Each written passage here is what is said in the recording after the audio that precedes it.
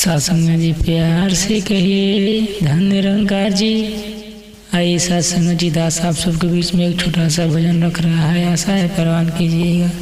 प्यार से कहिए धन निरंकार जी। गुरु के चरनिया में बहे ज्ञान गंगा, नहाई लो हो नहाई लो, मनवा हो जाई चंगा, नहाई लो मनवा हो जाई चंगा। गुरु के चरनिया में है, गुरु के चरनिया में बहे ज्ञान गंगा, नहाई लो हो नहाई लो, मनवा हो जाई चंगा, नहाई लो मनवा हो जाई चंगा। प्रेमवा के पनिया में डुबकी लगा लो, तनवा के संगे संगे मानवा धोवाइलो। प्रेमवा के पनिया में डुबकी लगा लो, तनवा के संगे संगे मानवा धोवाइलो। चम चम चमकी है, चम चम चमकी जैसे सूरज या चंदा, नहाई लो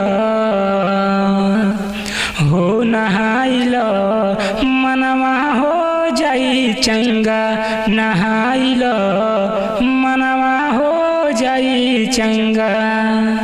जन्मो जनमवा के पाप मिट जाई, बैर या नफरत के आग बुत जाई।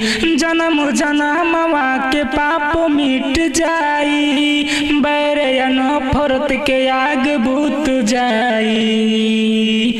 दुनिया में फहरे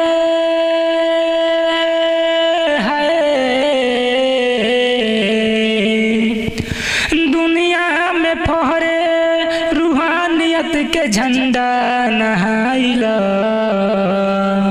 हो नहाई लो, मनवा हो जाई चंगा, नहाई लो मनवा हो जाई चंगा।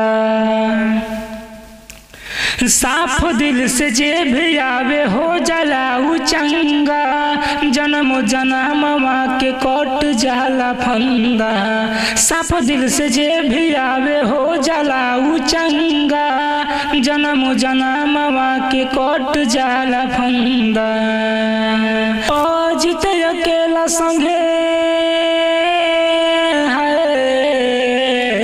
अजित अकेला संगे कल सत्संगा, नहाई लो हो नहाई लो, मनवा हो जाई चंगा, नहाई लो मनवा हो जाई चंगा।